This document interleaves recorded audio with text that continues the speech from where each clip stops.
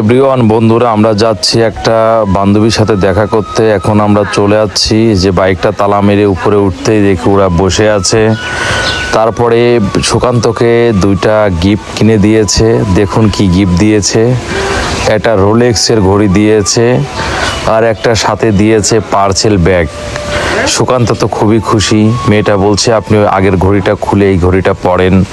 সুকান্ত তো মনে মনে খুশিতে বাগ যে আমাকে গিফট দিয়েছে একটা মেয়ে, যে এখন পার্সেল ব্যাগটা আনবক্স করেছে। দেখুন ব্যাগটাও খুব ভালো লেগেছে।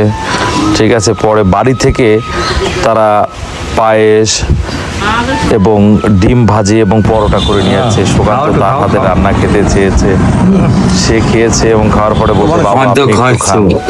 আমি খাচ্ছে কি হয়েছে বাবু? জোশ হয়েছে না? জোশ মানে অনেক টেস্টি। একটা কথা আছে না, সেই স্বাদ। এটা হলো সেই স্বাদ। অনেক কষ্ট করে রান্না করে নিয়ে এসেছি। ঠিক আছে, আসলে সুকান্ত খাইলো, আমি এটা খাইনি, বাসা থেকে আমি খেয়ে গেছিলাম। আমি পরে জুস খেলাম, একটা জুস অর্ডার দিয়েছে, অরেঞ্জ জুস সবার জন্যই। খেয়ে এখন আমরা বের হয়ে চলে আসলাম। সুকান্তর তো এখন কিছু একটা দিতে হবে পরে, যে এইগুলো কিনে দিয়েছে।